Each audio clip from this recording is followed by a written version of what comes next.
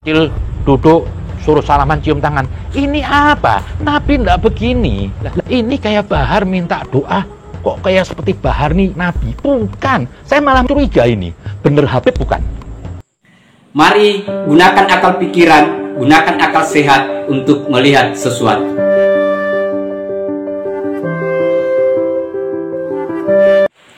Assalamualaikum warahmatullahi wabarakatuh. Salam sejahtera untuk kita semua, salam demokrasi dan salam pluralisme. Oke, jumpa lagi di Sahabat Rahmat Channel. Nah, ini viral sahabat-sahabat soal Bahar bin Smith ini. Dan Habib Kribo itu mengomentari siapa sebenarnya si Bahar bin Smith. Nah, itu sahabat-sahabat. Tetapi sebelum itu sahabat-sahabat, saya teringat saja pesan orang tua saya secara pribadi bahwa ada dua orang di dunia yang harus kita hati-hati untuk berteman. Siapa itu? Yang pertama adalah orang yang baru kaya katanya.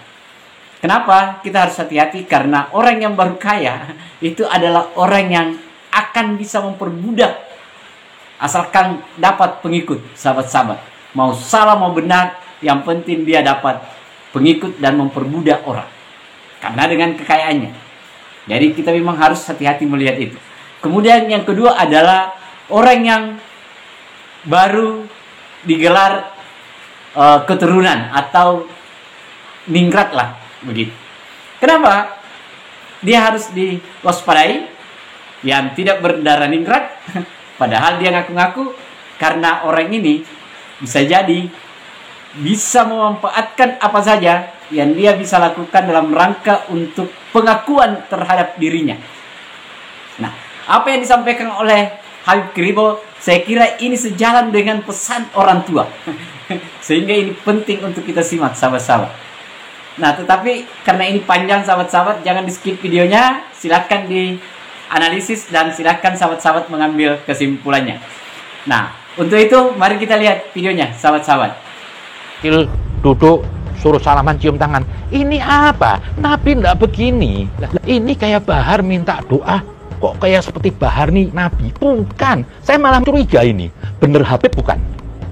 Karena mau membuktikan susah sekarang. Oke, nasabnya ada bin Fulan, bin Fulan, bin Fulan. Siapa tuh mungkin dulu selingkuh? Kan nggak bisa membuktikan. Siapa yang bisa membuktikan? Siapa yang bisa membuktikan nenek moyangnya dia dulu mungkin hamil dari bukan pernikahan? Kan bisa saja. Gelar jalan terus. Tapi belum tentu itu. Lah, yang saya bingung, orang kok minta doa sama Bahar? Ini kadang-kadang juga ada apa? Kerjasama orang goblok sama si Bahar ini. Maunya digonggong-gonggongin. Kayak tadi ada disebut di konten YouTube yang satu teman si Lubis ini apa? Kan dia apa? Dia suruh ngomong sama orang, ini Habib harus kasih Habib ini. Habib ini titisan Nabi. Kalau Anda nggak ngasih nanti Anda nggak dapat berkah Nabi. Kok Nabi dijual? Jadi bukan berarti saya mau menjelekkan orang. Justru di bulan puasa itu manusia tuh punya naluri kemanusiaan yang tinggi, berani mengungkap hal-hal yang tidak sesuai dengan kebenaran. Nah, ini kemarin saya dapat suatu cerita dari suatu YouTube. Di situ berbicara tentang Bahar Smith. Di balik Bahar Smith yang kadang-kadang sok Islami, sok jihad, sok Habib, sok bela-bela nama Nabi, nggak tahu di baliknya ada kebusukan. Apa di situ? Ya orientasinya lagi materi. Ini saya sudah mencium dari waktu itu. Kenapa saya sudah mencium waktu itu? Karena Bahar ini maaf ya, dulu ekonominya susah. Susah, kok sekarang mendadak kaya gitu gara-gara agama. Berarti apa? Dia berdakwah itu orientasi untuk cari duit. Terkadang dia pamer rumah mewah, kan kayak anak kecil mobil mewah. Karena apa? Sudah kelamaan miskin mungkin. Jadi kaget. Dia backgroundnya bukan seorang yang mampu lah. Dan malah saya dengar sempat mau jadi artis, gagal apa. Lah ini dia ke agama, ya dia berbicara hal-hal apa ya? Orang tuh kalau mau berbicara hal yang batil, orang tuh kalau mau mendukung orang yang salah, pasti datang duit. Kenapa? Ada yang beli. Tapi kalau orang yang membela kebenaran, menegakkan keadilan, itu nggak dapat apa-apa.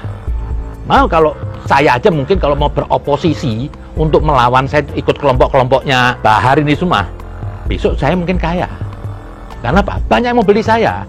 Karena apa? Orang batil itu senjatanya uang. Lah, ini pendakwah ini ada transaksi. Lah, faktanya Bahar hidup mampu. Nah, dari video itu diungkap Jadi setiap pendakwah ini yang orientasi duit, itu mereka punya dayang-dayang. Ini saya tahu, nggak Bahar aja, banyak. Banyak. Ada dulu seorang ya, saya kenal Habib, maaf ya, nggak pernah orientasi beragama, nggak ada agamanya, maaf. Kelakuannya nggak islami sudah. Bisnis TKW, cuma modal bahasa Arab. Karena rata-rata orang bisnis TKW pasti bisa bahasa Arab, berkomunikasi dengan orang Arab. Padahal juga bahasa Arabnya ala kadarnya. Mereka menghafal aja lah. Itu saya lihat berbalik jadi Habib. Yang saya bingung ada di suatu spanduk, dia jadi Habib. Loh, hancur nih agama begini. Jadi apa? Pura-pura sok soleh, sok alim, orientasinya duit. Lah, orang-orang gini apa? Cuma yang dia bisa kelabui orang-orang awam. Makanya mereka kumpulnya sama orang-orang awam. Nggak pernah main di kota. Nggak laku bahar di kota. Lah, Habib-Habib kampung nggak laku di kota. Karena orang kota nggak bisa dibohongin. Lah, di kampung tuh dianggap yang doa Habib itu doa Rasulullah. Jadi wah, padahal nggak sampai doa. Doa seperti bahar tuh nggak sampai. Kenapa? Dia ada politik, dia ada kejahatan. Jadi jangan menganggap terus kalau Habib itu doanya makbul. Enggak. Lah, disitulah Bahar menyuruh anak buahnya ini, yang mungkin dulu juga kerjasama, saya nggak tahu. Karena dayang-dayang itu dapat komisi. Dia supaya berceramah dulu apa? Ngasih tahu orang, ini Habib ini karomah, Habib ini bisa terbang atau apa. Itu semua fiksi, diceritakan apa? Supaya orang dia apa? Menatap Habib ini, ya mungkin si Bahar ini, seperti orang aulia Allah. Benar durian Nabi. Padahal ini direkayasa semua. Supaya apa? Orang terkelabui atau gimana lah. Terhipnotis. Jadi pas ketemu Habib tuh seperti mau ketemu Rasulullah. Padahal mereka ini semua otaknya di dalam apa? Fulus. Nah, kalau ada orang yang berduit, dia deketi. Insya Allah itu orang habis mabuk. Insya Allah itu orang mungkin ateis.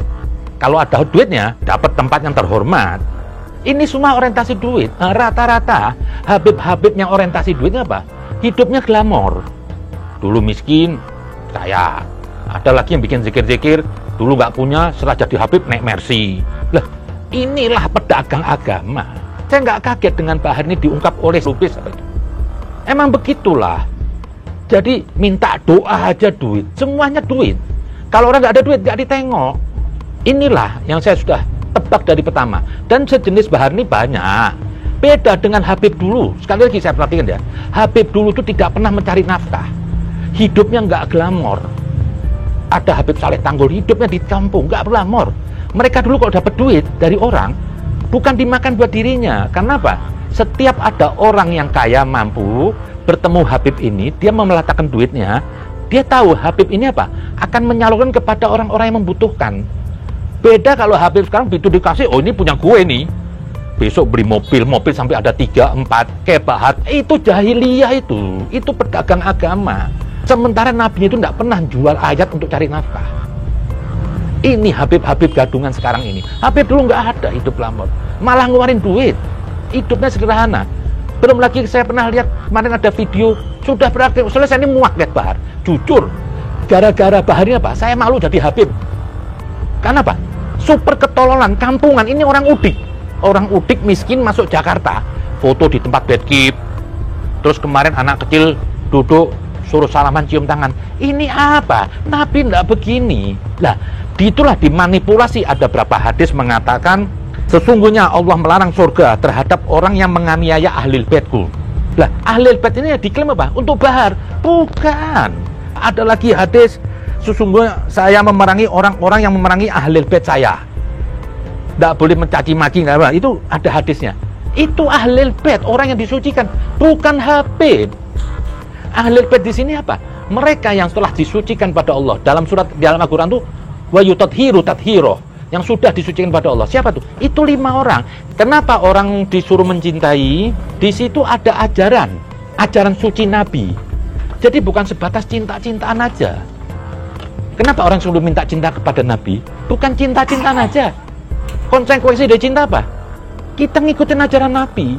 Dalam diri Nabi dan ahlul bait tadi yang disucikan itu ada mata rantai Tuhan, penerus ajaran suci Nabi. Setelahnya ini Habib-Habib ini bukan ahlul bait. Lah, hadis-hadis ini diklaim untuk Bahar. Ya hancur dong. Saya buang tuh Al-Qur'an kalau emang ahlul bait itu Bahar, ahlul bait itu Rizik. Saya buang, saya murtad aja dari Islam. Berarti apa? Al-Quran menyesatkan saya. Masa saya suruh mencintai orang-orang yang nggak jelas gini? Habib-habib gadungan sekarang nih. Emang kebanyakan sekarang Habib ini gadungan, jujur aja. Orientasi semua duit.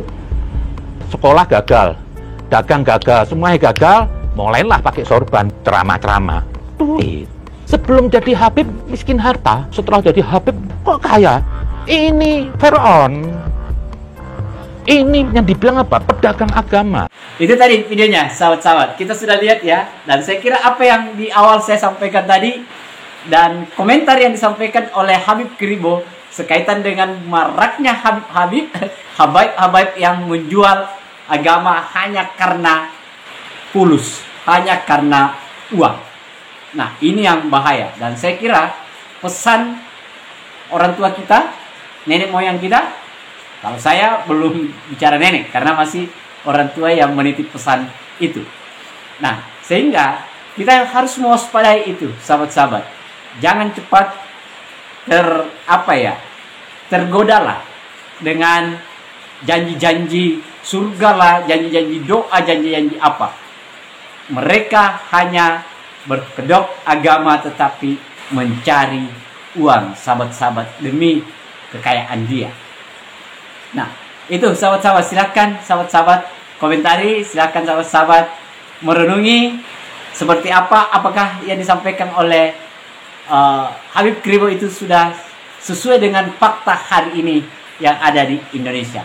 Mari kita berhati-hati untuk ikut pada orang, dalami, analisis, cermati sebenarnya siapa itu orang, biar atas nama apa. Yang penting kita tidak tersesat di jalan. Saya kira itu akhir kata dari saya. Wassalamualaikum warahmatullahi wabarakatuh. Salam demokrasi, salam pluralisme, NKRI harga mati.